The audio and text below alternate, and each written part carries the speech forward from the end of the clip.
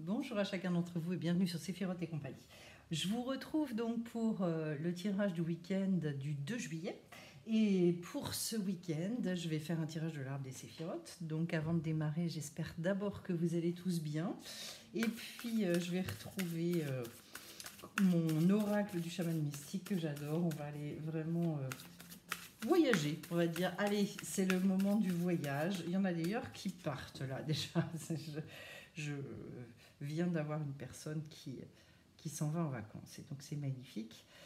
Bonnes vacances à tous ceux qui partent, profitez-en bien. Oh, j'ai une carte magnifique, j'ai la carte de l'arc-en-ciel, alors ça j'adore, je vais vous dire après à quoi elle correspond. Hop, et puis on va aller faire le tirage en direct, voir un petit peu de quoi on nous parle. Alors...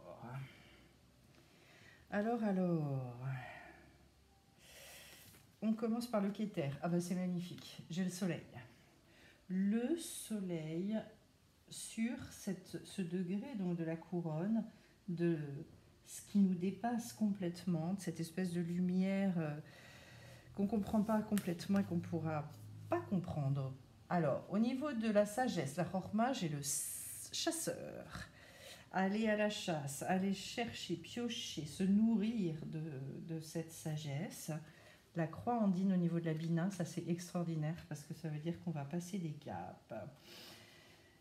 Il va y avoir des choses qui vont se réaliser. La lune maintenant, c'est très joli parce qu'en fait on a le soleil et la lune juste en dessous.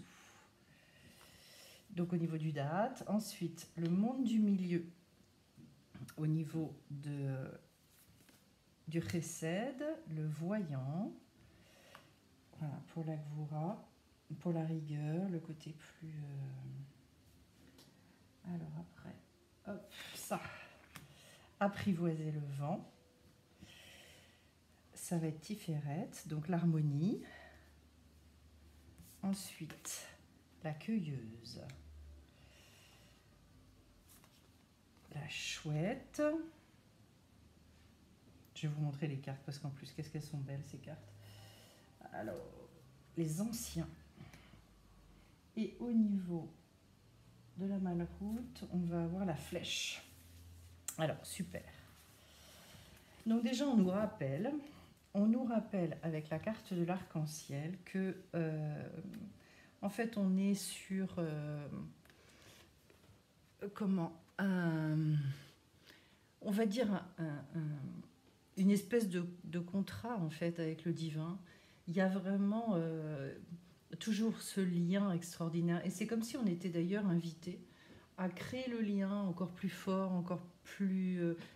et de se rappeler extrêmement régulièrement dans nos journées qu'en fait on n'est pas seul. Voilà, je viens justement de voir ça en consultation avec une personne, c'est-à-dire voilà, qui partait pour sa journée avec un certain nombre de choses à faire et qui était justement dans « Ah ouais, mais j'ai horreur de ça », etc. Et en fait, en méditant un peu, en se recentrant, de réouvrir et de se dire « Mais en fait, je peux vivre les choses complètement différemment, même les choses que j'aime pas, même les choses qui me font suer, même les choses... » C'est de dire, en fait, on est... D'abord, cette carte, elle vous dit « Vous n'êtes pas seul ». Et puis, il y a vraiment... ce que j'entends aussi, c'est la fidélité du monde invisible. En fait, nous, c'est pas parce qu'on ne sent plus les choses, c'est pas parce que vous êtes parfois un peu perdu, c'est la carte et la marque de l'alliance quand même, cet arc-en-ciel. C'est ce qui relie le ciel et la terre, avec justement toutes ces couleurs absolument incroyables. C'est la lumière qui se diffracte d'un arc-en-ciel et qui va vraiment... pour une fois, entre guillemets, mais elle se montre dans la matière. C'est un dévoilement. Donc attendez-vous justement à ce que dans votre vie, il y ait des dévoilements de la lumière, qu'on vous montre des signes, que vous sachiez que vous n'êtes pas seul, qu'on vous dise vraiment ne t'inquiète pas, rassure-toi. J'ai vraiment envie de vous transmettre cette chose-là parce que je sais qu'un certain nombre d'entre vous ont des difficultés, se posent plein de questions. Oui, on est dans une période de transition, c'est normal. Mais surtout, ne perdez pas espoir et demandez à voir les signes. Dites justement, j'ai besoin de cet arc-en-ciel dans ma vie. J'ai besoin de voir la lumière qui pénètre, qui est dans cette matière, en fait, hein, de toute façon, euh, pour, euh, pour euh, me renforcer, me rassurer. C'est aussi, enfin, je pense que c'est aussi une relation d'amour, en fait, avec le monde invisible. C'est ça que j'appelle le partenariat avec la vie. Et bon, voilà, moi, personnellement, j'adore. Ensuite, alors, je vous disais, au niveau du Keter, j'ai le soleil, et juste en dessous, donc, on va retrouver la lune. Le soleil, c'est tout ce qui illumine. Attendez-vous aussi à ce qu'il y ait des révélations qui vous parviennent. Attendez-vous à ce que on réchauffe peut-être votre cœur aussi. Il y a peut-être, au travers de cette carte de l'arc-en-ciel, l'envie de vous dire, vous n'êtes pas seul. Et donc, vivez aussi avec cette conscience. Et je le dis souvent, mais lancez des challenges à la vie. Euh, Demandez d'avoir des petits clins d'œil, des choses très très concrètes qui vous sont envoyées pour que vous puissiez vous dire ok, donc je suis sur la bonne voie, on y va, on avance. Le pire de toute façon, c'est quand on doute, c'est quand on est ballotté, qu'une journée on se dit ah bah oui, bah ça, je suis sur la bonne route et le lendemain on se dit bah, finalement en fait, il n'y a rien qui marche. Enfin, c'est le pire en fait qui puisse arriver. Le soleil, il vient pour tout mettre en lumière. Il vient pour, au-delà de la révélation, aussi vraiment éclairer nos vies, qui est plus cette sensation aussi de vivre dans l'obscurité, de rien comprendre, de rien voir, jamais. Alors c'est au niveau du Keter, c'est quelque chose qui est envoyé, qui est très haut, mais ce qui nous est dit juste derrière, au niveau de la Chorma, donc de la sagesse, c'est le chasseur, c'est-à-dire soyez en chasse de cette chose-là. Donc, ouvrez grand vos yeux, vos oreilles. Allez dans la nature, allez voir les signes, allez demander même dans votre travail, demandez quand vous êtes dans le métro, dans le bus, demandez en fait partout où vous êtes. Je crois que, alors s'il y a une chose, moi je ne suis pas chasseur, mais s'il y a une chose, oui, pour laquelle je me vois bien être très chasseur, c'est ça. Pour pouvoir voir ces surprises-là débouler dans ma vie. Et c'est une sagesse qui se révèle à nous, la Rorma. C'est quelque chose qui devient accessible. Mais vous voyez, en fait, c'est comme si on devait partir en chasse de ça. Euh, Ça veut dire aussi se connecter, ça veut dire s'aligner, ça veut dire prendre des temps en conscience. Et en fait, c'est toujours la même chose. Hein. C'est à partir du moment où je reviens à moi, alors je vais pouvoir accéder à cette compréhension. Alors je vais pouvoir voir la vie complètement différemment. Et là, et c'est très beau, parce que juste derrière, au niveau de la Bina, qu'est-ce qui se passe? J'ai la croix andine, et la croix andine, en fait, qui représente donc les 8 directions de la roue médecine, soit dit en passant. Et au centre, donc, vous avez cet endroit où finalement on pénètre et on passe par on peut appeler ça par la porte étroite, c'est le symbole d'une renaissance. C'est que derrière, et quand on a fait d'ailleurs, hein, parce que moi je travaille donc avec la roue médecine, quand on fait des rituels pour les lunes et tout, on fait tout le tour, on fait les 8 directions, puis à un moment donné, hop, on se retrouve au centre de cette croix, et on passe, on pénètre au milieu, et en règle générale, quand on a fait tout le tour de la croix et qu'on arrive au milieu, il y a une espèce de prise de conscience incroyable qui s'opère, et d'un seul coup, en fait, oui, on passe un plan de conscience, oui, le voile, en fait, est dépassé, et on accède à des guérisons, à des libérations, à des compréhensions. Donc, ici, et ça c'est la Bina, c'est l'intelligence. L'intelligence, c'est de faire le tour, donc, hein, et de se dire, ok, avec ce que j'ai compris, je vais pouvoir accéder à un autre degré de compréhension. Ma vie, véritablement, se transforme. Et puis alors derrière, au niveau donc du date, le date qui n'est pas une sphira proprement parlée, mais qui fait partie aussi de l'arbre des séphirotes, c'est tout votre discernement qui découle des expériences vécues, etc. Et on vous parle de la Lune. Pour moi, un besoin vraiment d'accepter, d'intégrer le phénomène des cycles. Voilà, c'est pour ça que je me suis mise aussi à faire des rituels par rapport à ça. Parce qu'en fait, d'abord, je pense qu'on ritualise plus du tout. en fait, le fait de s'être coupé de nos rituels, ça a créé une espèce de coupure avec tous ces rendez-vous qu'il y avait autrefois pour se reconnecter à sa conscience, pour se prendre un temps de pause, pour être à l'écoute et pour pouvoir mieux repartir derrière. Parce que de toute façon, le but, c'est d'être dans l'action dans la vie. Hein. La seule chose, c'est que c'est toujours dans le cadre d'une espèce d'alternance. Et là, on vous dit, ce qui va vous amener au discernement, ce qui va faire que votre vie elle va bouger, c'est justement d'abord de s'inscrire dans cette espèce d'évolution permanente. Peut-être pour certains, justement, d'organiser des choses au niveau des rituels, au niveau de la lune, je veux dire. En tout cas, de ritualiser vos journées, vos mois, enfin, pour instaurer une espèce de retour à soi extrêmement fréquent. Et puis, ça nous réconcilie aussi, je pense, avec toute l'évolution qu'on vit en permanence. Parce qu'en fait, on est tout le temps dans le mouvement. Et donc, puis vous savez tout l'impact qu'a cette lune-là. C'est absolument extraordinaire, tout ce qu'elle nous offre. Tout ce côté très intuitif, la lune, elle voile ou elle dévoile petit à petit. C'est elle nous apprend aussi à accepter qu'il y ait des moments qui soient, comment dire, aller plein d'enthousiasme où les choses, on a un peu l'impression d'être au sommet de je sais pas quelle montagne, et puis d'autres, bon, voilà, c'est plus compliqué. En tout cas, les rituels de lune, je trouve que ils accompagnent, et en plus, on peut redonner des objectifs à nos vies et se dire de toute façon, avec ce que je vais vivre durant ce mois-là, j'ai compris quel item on me demandait de travailler, et dans un mois, en fait, ça y est, comme si justement je pouvais passer par cette croix andine, et hop, je vais pouvoir après aller vers autre chose. Mais en tout cas, il y a une chose dans ma vie qui sera arrangée, qui sera calme, apaisée. Alors,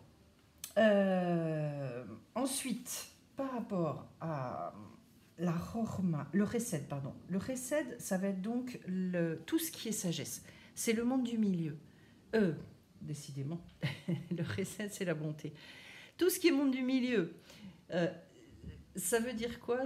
Là, je vais m'arrêter un instant sur une notion extrêmement importante, parce qu'en fait, surtout que je m'adresse énormément à des indigos sur cette chaîne, le résultat, c'est que la bonté, c'est une espèce de manière de vivre, c'est une manière de voir aussi les êtres, d'envisager en fait, a priori, les choses sous le bon angle, et puis surtout d'avoir envie de donner.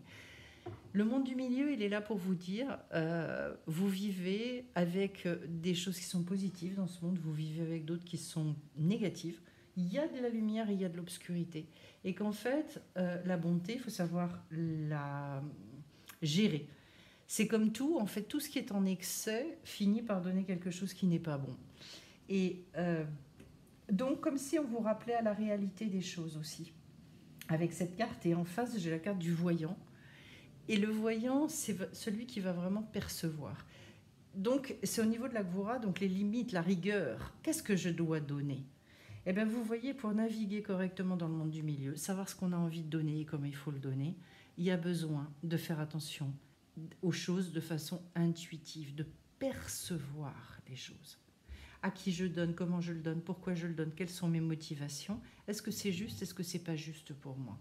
Et il y a des fois, en fait, et c'est pas par le mental que vous devez faire ça, ce qui est très reposant, c'est de se centrer, d'écouter où on en est. Et là, j'en profite en fait pour faire un point sur une chose dont je parlais récemment justement là en soins énergétiques le jeudi soir et en thérapie lumière, parce que du coup je travaille en lumière aussi. Ce qui est très intéressant, c'est que souvent dans toutes les personnes qui sont pleines de bonne volonté, qui veulent avancer, faire un travail sur elles, eh bien en fait, vous apprenez un certain nombre de choses par vos lectures, voilà, et vous allez vous dire, ah mais ça c'est un principe qui me plaît, ça c'est ce que je veux obtenir. Le résultat des cours, c'est même si vous n'en êtes pas là, vous allez essayer d'appliquer ce principe, on va dire des fois, de manière un peu sauvage, un peu trop rapide, au lieu de vous laisser le temps. Et je pense que une chose qui est... Ce que l'on fait, les décisions qu'on prend et qui sont justes, ce sont des décisions qui sont prises parce qu'on a une conviction profonde, parce qu'on est en relation avec notre justesse intérieure. Et globalement, c'est ce qu'on vous dit pour qu'il y ait vraiment une harmonie dans votre vie. D'abord, partez toujours de votre justesse, même si c'est pas ce qu'il y a d'écrit dans un livre, on s'en fiche. Et puis, justement, il s'agit d'apprivoiser le vent. C'est-à-dire, pour moi, le vent ici, c'est aussi beaucoup l'esprit, c'est tout ce qu'on vous apporte. C'est... comment est-ce que je peux vous dire ça? Qu'est-ce que je ressens? D'abord, d'être très très en lien, je pense très à l'écoute de ce qui vous est envoyé. Et par rapport à ça, je fais le tri, je priorise. En fait aussi, donc c'est j'écoute ma justesse intérieure, ça y est, je sais. J'écoute ma justesse intérieure et je la connecte aussi profondément à ce qui m'est envoyé, aux événements, à ce que je reçois, aux révélations, etc. etc. Je fais en sorte que finalement, si j'entends quelque chose, je puisse le mettre en œuvre, je puisse le matérialiser, le vivre en fait dans la matière. Et souvent, on me dit, mais Véronique, qu'est-ce qu'il faut que je fasse concrètement comment je vais savoir pour travailler telle et telle chose qu'on a pu évoquer, etc. Ben, je dis, c'est très simple, hein, parce que de toute façon, la vie, c'est un système éducatif. Donc, vous attendez de voir le prochain événement, la prochaine rencontre, le ci, le ça, et par rapport à ce qu'on a travaillé, ce qu'on a vu ensemble, eh ben, vous le mettez en œuvre, vous expérimentez. Et c'est ça qui transforme. Parce qu'en fait, il y a des fois, les personnes me disent, mais en fait, ça, je le savais. Oui, mais entre le savoir, avoir une espèce de savoir livresque, et puis le fait de le vivre dans votre quotidien, il y a des fois un monde. Alors ça reste quelque chose qui est intellectuel et ça vous transforme, enfin ça transforme pas votre vie et ça fait qu'en fait vous comprenez pas pourquoi ça continue à coincer. Apprivoiser le vent, je vous dirais, mais laissez-vous inspirer aussi. Ce qui me vient, c'est beaucoup d'inspiration. Et puis alors, le Netsar, je suis très heureuse. Alors cette carte ici, c'est la détermination, c'est tout le courage. Et bien le courage, c'est la cueilleuse. C'est comme si on vous disait, maintenant, c'est le temps d'aller récolter vos fruits. Et donc c'est à vous d'aller, à partir du moment où on fait ce qu'on vient de dire, et ben les fruits, ils vont tomber. Les fruits, ils sont là. En fait, ça, c'est une notion qui est des fois pénible à entendre, d'ailleurs, je trouve. Parce que, en fait, quand on nous dit oui, mais de toute façon, tout est là, vous avez déjà tout, etc. Oui, c'est bien gentil, mais moi, je ne vois pas le début de la queue du truc. Donc, bon.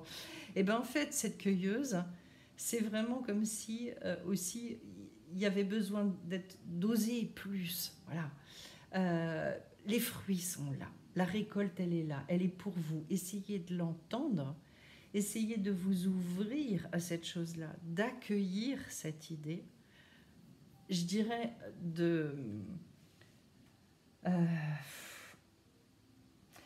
quand je dis accueillir l'idée, ça veut dire qu'en fait, il faut que ça fasse partie de vos principes de vie.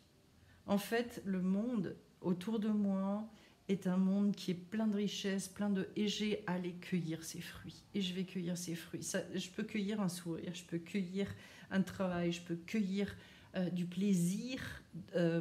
Par le plaisir, je peux cueillir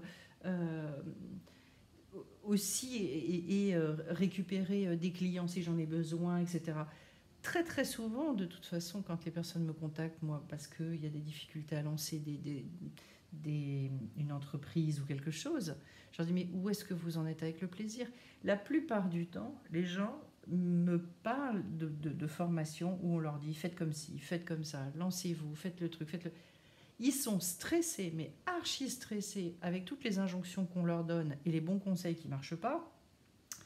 Parce qu'au bout du compte, Mais parce qu'au bout du compte, ils sont tellement bons élèves et ils ont tellement plus de plaisir à faire ce qu'ils font qu'en fait, ils en peuvent plus. Forcément, ça marche pas. Et puis alors, en face de l'accueilleuse, au niveau de la victoire, au niveau du Hod, j'ai la chouette. C'est d'aller voir finalement, c'est d'avoir une perception qui va complètement changer dans votre vie, parce que la chouette, elle voit la nuit. Et donc en fait, à partir du moment où on arrive à naviguer dans l'obscurité, quand on n'a plus peur de cette obscurité, et qu'on se dit ok, mais de toute façon, c'est pas parce que je suis à des moments sombres de ma vie que derrière, et même au sein de l'obscurité en fait, mais ça on le voit pas, qu'il n'y a pas la lumière. Et donc, comment je vais percevoir ça? La chouette, elle n'est pas gênée, elle par l'obscurité, de toute façon, elle a la vue pour voir malgré tout.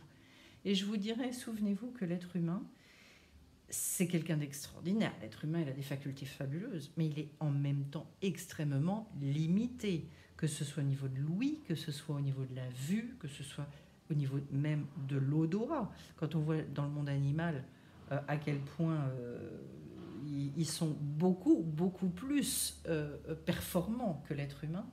Donc nous, dans notre manière de percevoir les choses, on va les percevoir, mais à un certain niveau. En revanche, il y a un niveau où, à mon avis, on est extrêmement fort, mais qu'on ne développe pas, c'est l'intuition. Je referai d'ailleurs, je pense à la rentrée aussi, ma formation sur l'intuition, parce qu'en fait, c'est aussi un rapport à la vie. Alors, vous voyez, tout ça, en fait, vous l'apprenez sûrement, vous le savez sûrement, vous avez lu des livres, vous avez écouté des trucs, etc. Mais concrètement, dans votre journée, votre intuition, vous l'utilisez combien de fois? Combien de fois en conscience, vous vous dites, tiens, je me pose une question, j'ai une décision à prendre ou quoi, je me pose une seconde et j'écoute. Si vous ne le faites jamais, ça veut dire qu'en fait, vous avez un savoir livresque d'un côté, puis que de l'autre côté, en fait, vous avez la vie. Et bien, vous pouvez vous faire autant de stages et autant de machins et autant de formations que vous voulez, en fait. Votre vie, elle ne se transformera pas. Alors, de l'autre, pour finir presque, j'ai le Yesod, et sur le Yesod, j'ai la carte des anciens, le fondement. Pour moi, en fait, cette carte-là, elle dit beaucoup d'écouter la sagesse ancestrale, de s'appuyer sur une tradition. Dans tout ce que vous entreprenez, essayez de trouver vos racines. Ça peut être des racines spirituelles, d'ailleurs. Ça peut être vraiment de se connecter à ce que certains appellent la mémoire akashique, etc., etc. Ce sont des très grands mots qui, d'ailleurs, souvent font un peu peur aux gens qui se disent « Oh là là, mais qu'est-ce que c'est que ce truc? Il faut avoir des dons surnaturels. » Pas du tout, parce que de toute façon, notre âme, il y a des gens qui me disent « Oh, mais c'est une très vieille âme. » Oui, on a tous une très vieille âme. La seule chose, c'est qu'on n'a pas tous la même lumière. Je veux dire, la même... Comment notre lumière, elle n'a pas la même puissance, elle n'a pas, etc., etc. Je ne vais pas rentrer là-dedans, mais en tout cas, oui, vous avez tous une très très vieille âme. Vous avez tous eu la sensation de déjà vu, ou de déjà savoir certaines choses, ou à plus ou moins grande échelle. Pourquoi? Parce qu'en fait, on est plus ou moins ouvert à ça. Et puis surtout dans nos croyances, il y a tout un tas de personnes qui depuis qu'on a découvert ces choses-là, en fait, qui font croire que ce sont des dons. Ça fait partie de l'être humain, comme d'avoir l'odorat, comme d'avoir deux pieds, comme, etc., etc. On a et on est porteur de ça, parce que c'est comme ça qu'on est fait, qu'on est constitué. Donc le fondement, pour moi, c'est de trouver quelque chose sur lequel vous pouvez vraiment compter, vous enraciner, quelque chose qui a été éprouvé, et vraiment d'espèce de sagesse intérieure. Mais oui, ce que j'entends en fait, c'est de vous reconnecter à votre côté sage, à vous. En tout cas, et quelles que soient les personnes que vous suivez, dites-vous toujours, une personne, elle peut vous raconter des choses extrêmement intelligentes, très bien, très très bien, pleine de lumière, tout ça c'est super. Mais après, comment est-ce que moi, je vais pouvoir me réapproprier ça pour finalement, justement, œuvrer avec dans la matière.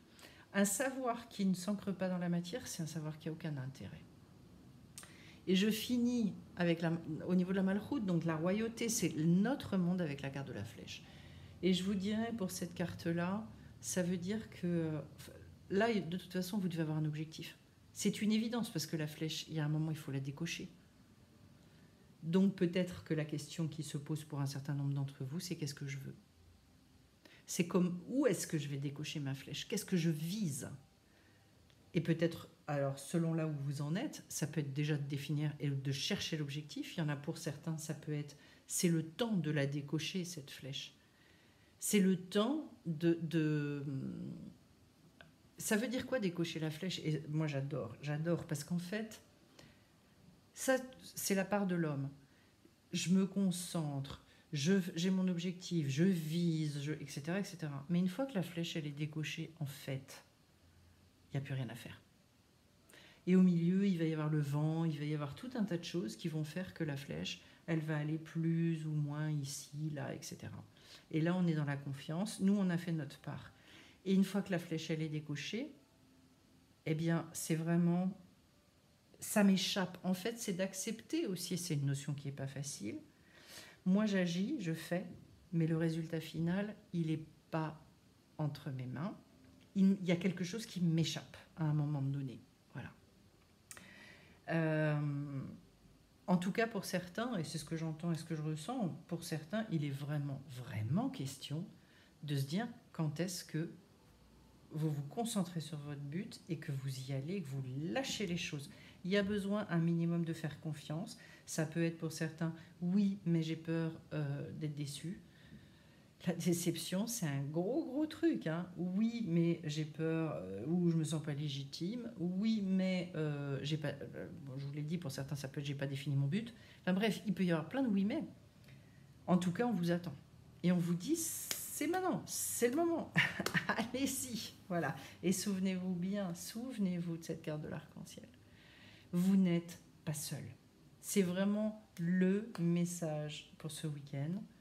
Et c'est un très beau message que cet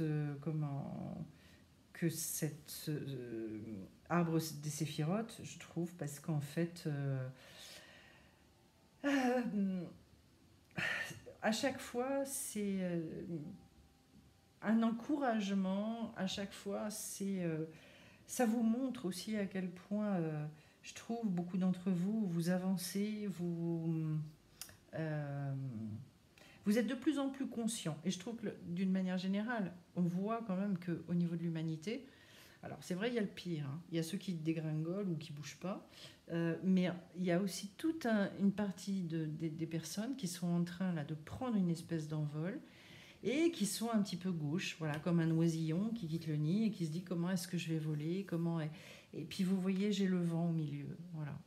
Donc, eh ben, j'y vais avec mes petites ailes. Elles sont peut-être fragiles, elles sont peut-être frêles, mais je fais confiance. Et de toute façon, on va venir et on va m'aider.